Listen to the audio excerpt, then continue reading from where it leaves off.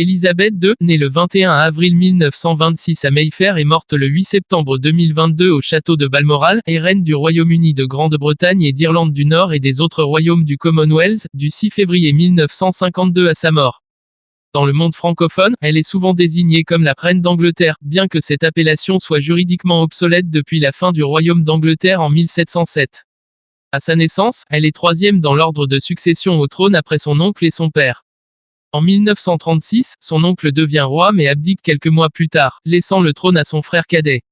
La princesse Élisabeth devient alors, à l'âge de 10 ans, l'héritière présomptive de la couronne britannique. Durant la Seconde Guerre mondiale, elle s'enrôle au sein de l'Auxiliary Territorial Service. Le 20 novembre 1947, elle épouse Philip Mountbatten, prince de Grèce et de Danemark, avec qui elle aura 4 enfants. Elle accède au trône britannique le 6 février 1952, à l'âge de 25 ans, à la mort de George VI. Son couronnement, le 2 juin 1953, est le premier à être retransmis à la télévision. Elle devient la souveraine de 7 États indépendants du Commonwealth, l'Afrique du Sud, l'Australie, le Canada, Ceylan, la Nouvelle-Zélande, le Pakistan et le Royaume-Uni.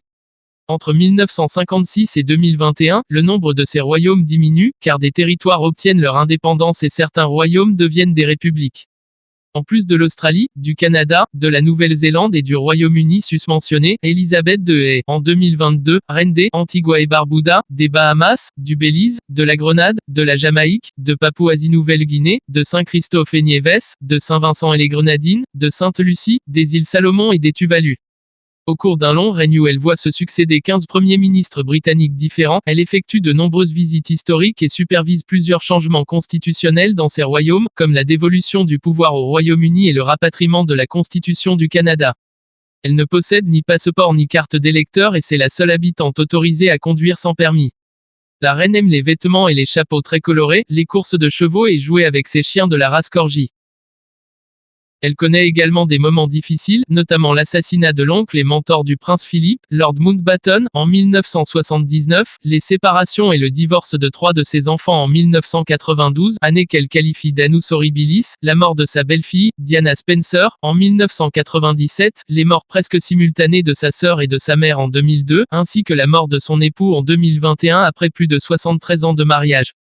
Par ailleurs, la reine a parfois dû faire face à de virulentes critiques de la presse à l'encontre de la famille royale, mais le soutien à la monarchie et sa popularité personnelle restent élevés au sein de la population britannique.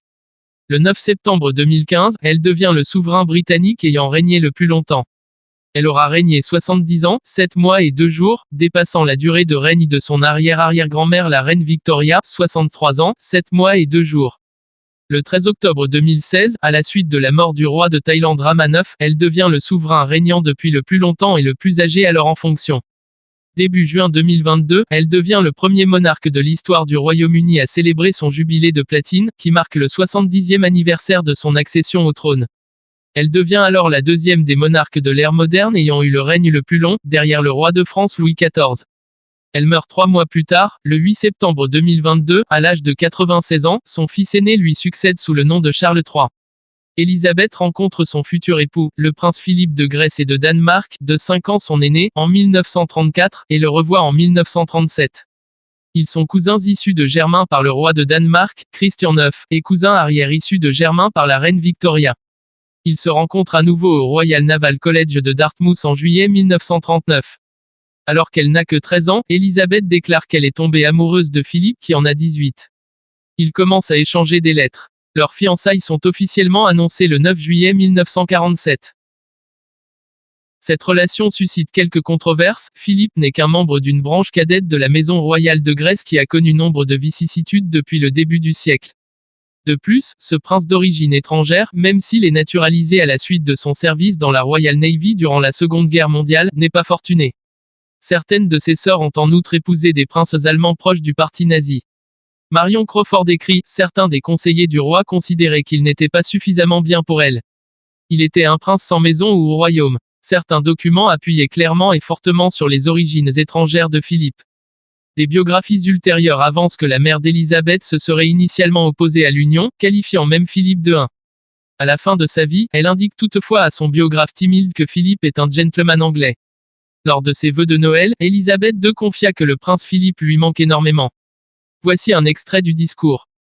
Noël peut être particulièrement cruel lorsque l'on a perdu un être cher. Et cette année, en particulier, je comprends pourquoi. Depuis le décès de mon regretté Philippe, j'ai tiré beaucoup de réconfort des nombreuses marques d'affection que l'on m'a témoignées de partout, de tous les pays du Commonwealth et de 4 coins du monde. Son sens du service, sa curiosité intellectuelle et sa capacité à trouver des raisons de se réjouir dans toute situation était irrépressible. Et ce regard malicieux était présent jusqu'à la fin de sa vie. Et la vie, bien sûr, s'achève un jour et bien qu'il nous manque cruellement, je sais qu'il aurait voulu que nous passions des fêtes tous ensemble réunis et très chaleureuses. Comme des millions de personnes dans le monde entier, nous nous préparons à fêter Noël. Fortune d'Élisabeth II. La fortune personnelle d'Élisabeth II fait l'objet de nombreuses spéculations au cours des ans. Le magazine Forbes estime en 2010 que ses biens auraient une valeur d'environ 450 millions de dollars. Toutefois, une déclaration officielle du palais de Buckingham en 1993 qualifie les estimations de 100 millions de livres de grossièrement exagérées. Joe Colville, qui fut l'un de ses secrétaires particuliers et le directeur de sa banque, Coutts, estime en 1971 sa richesse à 2 millions de livres, l'équivalent d'environ 23 millions de livres de 2012. La Royal Collection, qui inclut des œuvres d'art et les joyaux de la couronne britannique, n'appartient pas personnellement à la reine et est gérée par une fiducie, de même que les résidences royales comme le palais de Buckingham, le château de Windsor et le duché de Lancastre, un portefeuille d'investissement évalué en 2011 à 383 millions de livres. Sandringham House et le château de Balmoral sont des propriétés personnelles de la reine. Le portefeuille du Crown Estate gérant les actifs de la couronne britannique est estimé avoir une valeur de 7,3 milliards de livres en 2011, mais est indépendant de la reine. À 370 millions de livres, la fortune de la reine d'Angleterre est à la fois immense et modeste. La fortune personnelle d'Élisabeth II est estimée à 370 millions de livres, ce qui, malgré les fastes apparents de la vie royale, ne lui permettait pas d'être classée dans les plus grandes fortunes du Royaume-Uni. Mort d'Élisabeth II, la reine d'Angleterre est morte, jeudi, à l'âge de 96 ans, dans sa résidence de Balmoral en Écosse.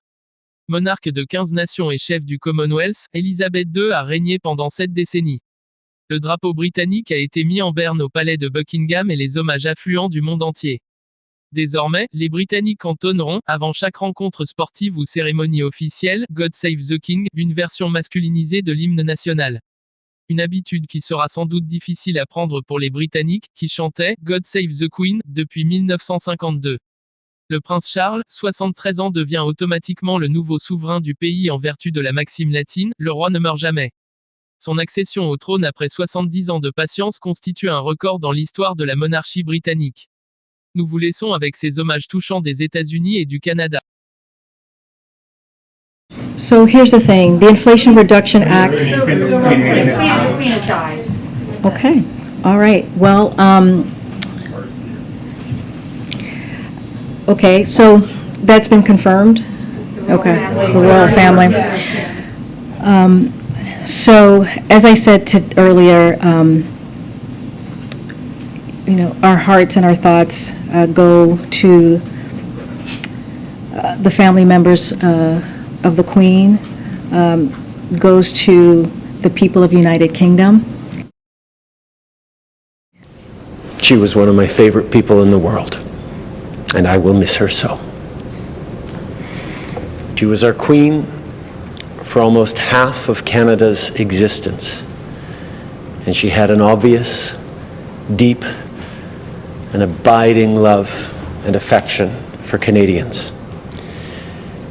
She served us all with strength and wisdom for 70 years. As her 12th Canadian Prime Minister, I'm having trouble believing that my last sit-down with her was my last. I will so miss those chats. Canada is in mourning. Queen Elizabeth II was widely admired for her grace, dignity, and dedication around the world. She was a reassuring presence throughout decades of sweeping changes, including the decolonization of Africa and Asia, and the evolution of the Commonwealth.